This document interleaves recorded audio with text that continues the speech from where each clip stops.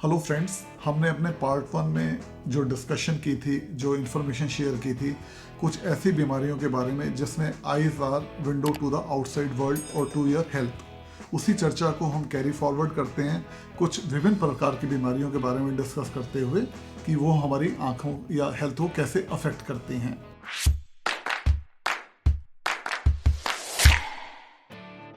Hi, I am doctor Neeraj Sanduja, director of Viaan eye and retina centre, Gurgaon. अब हम बात करते हैं greyish ring around the cornea. हमने बहुत केसेस में देखा है या आप भी नोटिस करते हैं कि जो हमारे एल्डरली लोग हैं जिनकी अराउंड 60-70 ईयर्स एज हो गई है, उनकी आंखों में कॉर्निया जो ये बिल्कुल एक ट्रांसपेरेंट लेयर है कॉर्निया, उसके अराउंड एक ग्रेइश रिंग नजर आने लग जाती है। इसको हम बोलते हैं आर्कस सिनाइलिस कि एज के हिसाब से कुछ लिपिड डिपोजिशन जो हमारा एज के हिसाब से कॉर्निया के अराउंड हो रहा है। It can be A complete ring, it can be incomplete ring. इसके लिए कोई चिंता की बात नहीं है, ये जस्ट एक एज रिलेटेड चेंज है। इवन कई बार ये यंग लोगों में भी देखा गया है, स्पेशली जब कोलेस्ट्रॉल लेवल हाई होते हैं, तो ये एक इंडिकेशन भी हो सकती है कि कोलेस्ट्रॉल लेवल आपकी बॉडी में ज़्यादा है। इसके अलावा एक कंडीशन होती है विल्सन डिजीज़, जो एक इनहेरिटेड डिजीज है। इसमें क्या होता है, हमारा जो कॉपर का मेटाबॉलिज्म होता है बॉडी में, वो प्रॉपर नहीं हो पाता और कॉपर बॉडी में डिपॉजिट होने लग जाता है डिफरेंट ऑर्गन्स में। इसका इफेक्ट आंखों में भी आता है। एक गोल्डन कलर की रिंग जो होती है वो कॉर्निया में चारों तरफ आने लग जाती है। तो ये भी एक इंडिकेशन है towards your health of the body कि हम कोई रिंग देख रहे हैं आंखों में, वो एक पर्टिकुलर कंडीशन की तरफ इंडिकेट कर रही है। तो दोस्तों, जब भी कोई ऐसी आपको डाउट रहे तो आई स्पेशलिस्ट को दिखा के चेक करवाइए और उसके जो निदान है वो आपको बताया जाए। काफ़ी केसेस में देखा जाता है, पेशेंट आपके पास आता है और कंप्लेंट करता है कि उसकी आईज बल्ज कर रही हैं, बाहर को आ रही हैं। तो ये एक बहुत कॉमन कंडीशन है, स्पेशली थायराइड पेशेंट्स में। जिनको थायराइड प्रॉब्लम होती है, हाइपरथायराइड, उनको क्या होता है, बॉडी के अंदर हार्मोनल चेंजेस आ रहे होते हैं और जो हमारा टिश्यू होता है अराउंड द आई वो बल्की होने लग जाता है। तो क्या करता है, वो आईज को पुश करने लग जाता है, आंखें बाहर की तरफ प्रोट्रूड करने लगते हैं। इसको बोलते हैं हाइपरथायराइडिज्म रिलेटेड ग्रेव डिजीज, कि आंखों में थायराइड का इफेक्ट आ रहा है।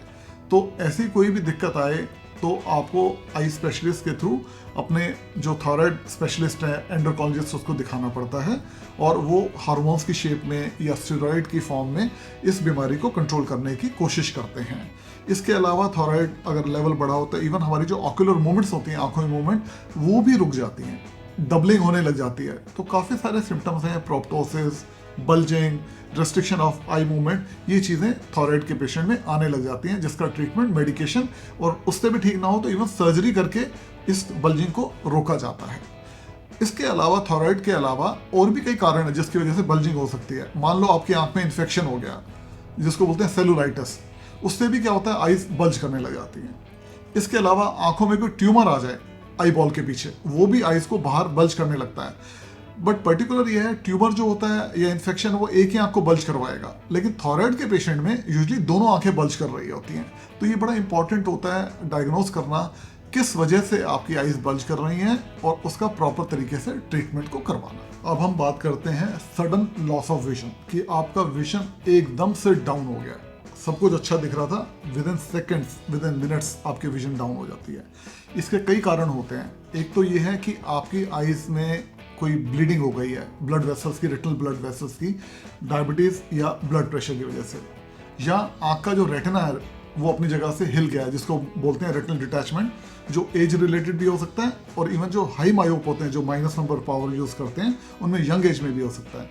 इसके अलावा ऑप्टिक नर्व, जो आंख की नस होती है, उसमें सूजन आ जाए, जिसको ऑप्टिक न्यूराइटिस बोलते हैं, स्पेशली मल्टीपल स्क्लेरोसिस के केसेस में वो लोग भी सडन लॉस ऑफ विजन बोलते हैं, एकदम से विजन चला गया है। इसके अलावा ब्रेन में कोई स्ट्रोक हो जाए, जो हमारा ऑक्सीपिटल लोब है पीछे वाला, उसमें कोई हैमरेज हो जाए, स्ट्रोक हो जाए, उसकी वजह से भी सडन लॉस ऑफ विजन हो जाता है। और अगर आंख का प्रेशर एकदम से बढ़ जाए, जिसको एक्यूट ग्लाकोमा बोलते हैं, एक्यूट कॉलम होती है, उसकी वजह से भी विजन चली जाती है और उसमें काफ़ी पेन भी होता है। और इसके अलावा आंखों में कोई इंजरी हो जाए, चोट लग गई एकदम से, तो उसकी वजह से भी सडन लॉस ऑफ विजन होता है। तो ये देखिए, हमारी जो आईज है ना, एक ये विंडो है, ब्रेन की तरफ भी पॉइंट आउट कर रही हैं, आईज की तरफ भी कर रही हैं, ब्लड प्रेशर की तरफ भी कर रही हैं, शुगर की तरफ भी कर रही हैं। तो कोई भी चीज़ ऐसी प्रॉब्लम आ रही है तो उसका चेकअप करके ये देखा जाता है कहाँ पे प्रॉब्लम अंडरलाइंग है और उसी तरीके से ट्रीट किया जाता है। और अगर टाइम पे ट्रीटमेंट किया जाए तो ये हमारी ना तो विजन बचती है, इवन लाइफ भी सेव हो सकती है। अगर ये ब्रेन स्ट्रोक से रिलेटेड है, इमीडिएट इंटरवेंशन से आपकी आंखों को भी बचाया जा सकता है और आपकी लाइफ को भी सेव किया जा सकता है। अब हम बात करते हैं, पेशेंट कंप्लेन करता है कि मेरी जो विजन है वो धीरे धीरे डाउन हो रही है with in a period of few days, months और ईयर्स। तो इसके जो कारण होते हैं जब विजन धीरे धीरे कम हो रही होती है, एक तो ये हो सकता है कि आपकी आंखों में कैटरैक्ट, सफ़ेद मोतिया की डेवलपमेंट हो रही है धीरे धीरे, जिसमें विजन कम होने के अलावा आपको रात को ड्राइविंग में भी दिक्कत आ रही है, पढ़ने में भी दिक्कत आ रही है और इवन लाइट फैलती हुई नजर आती है। तो ये सब एक कैटरैक्ट के सिम्टम्स हो सकते हैं। इसके अलावा ग्लाकोमा में, काले मोतिये में, उसमें भी विजन धीरे धीरे ड्रॉप होती है। जो आंखों का काला चोर है, पहले क्या लगता है कि किसी फील्ड ऑफ विजन में कम नजर आ रहा है, फिर धीरे धीरे क्या होता है आपका फील्ड ऑफ विजन बहुत रेस्ट्रिक्ट हो जाता है। ये ग्लाकोमा की पहचान है। इसके अलावा जो डायबिटीज या हाइपरटेंशन के पेशेंट हैं, उनमें कई बार आंख की जो ब्लड वेसल्स होती हैं, रेटिना की ब्लड वेसल्स, वो लीक करने लगती हैं और धीरे धीरे सूजन लाने लगती हैं रेटिना के सेंटर पॉइंट मैक्युला में, कि मैक्युलर इडीमा हो गया। उसकी वजह से क्या होता है आपको विजन धीरे धीरे कम होने लगता है, एकदम से विजन नहीं जाता है। तो ये सब चीज़ें जो हैं आपकी आंखों में एक slow progressive loss of vision लेके आती हैं। तो आई चेकअप के थ्रू ही हम उसको डायग्नोस कर सकते हैं, कहाँ पे क्या फॉल्ट है, उसको उस हिसाब से ट्रीट कर सकते हैं। आप लोगों ने नोटिस किया होगा कि जो हमारे बड़े बुजुर्ग हैं वो कंप्लेंट करते हैं कि हम रात को ड्राइविंग के लिए जा रहे थे। अब वो कंफर्ट नहीं है ड्राइव करते हुए, एक तो आंखों पे लाइट तेज़ लगती है और साइडों से भी इतना ज़्यादा नज़र नहीं आ रहा होता है, ओवरऑल कंट्रास्ट कम हो रहा होता है। तो ये एज के हिसाब से एक कैटरैक्ट की निशानी हो सकती है, जिसमें कि हमें रात के टाइम में देखने में ज़्यादा दिक्कत आने लग जाती है। इसके अलावा ग्लाकोमा के पेशेंट में भी ये दिक्कत, नाइट ड्राइविंग थोड़ी डिफ़िकल्ट हो जाती है। तो ये बात तो हुई हमारे बड़े लोगों के बारे में। इवन यंगस्टर्स में भी ये देखा जाता है कि उनको रात को ड्राइविंग में या डे लाइट से एक अंधेरे कमरे में गए तो उनको एडजस्ट होने में टाइम लगता है। तो ये अक्सर देखा जाता है, जो लोग high power minus use glasses करते हैं, जिनके हाई मायोपिया होता है, उनको थोड़ा नाइट ब्लाइंडनेस की प्रॉब्लम थोड़ी बहुत देखी जाती है। और एक पर्टिकुलर कंडीशन है रेटिनाइटिस पिगमेंटोसा।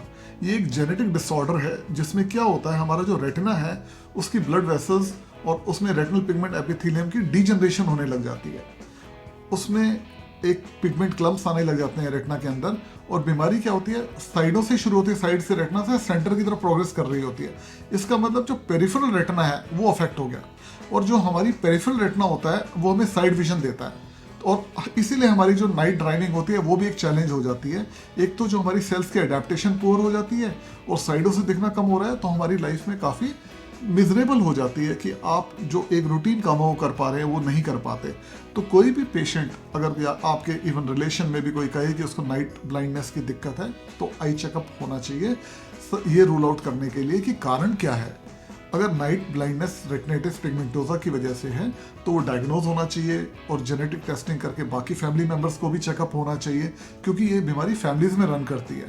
और इसके अलावा हम हमेशा एडवाइस देके चलते हैं कि अगर ये रेटिनाइटिस पिगमेंटोसा या कोई हेरिडोमैक्युलर डिजेनरेशन टाइप की प्रॉब्लम है, तो इवन जो मैरिजेस भी हैं वो क्लोज रिलेशन में नहीं होनी चाहिए, डिस्टेंस रिलेशनशिप में होनी चाहिए। क्योंकि क्लोज रिलेशनशिप से जो आपके जीन्स म्यूटेशन है वो और प्रोमिनेंट हो जाती हैं और आगे बच्चों में पास ऑन होने का डर रहता है।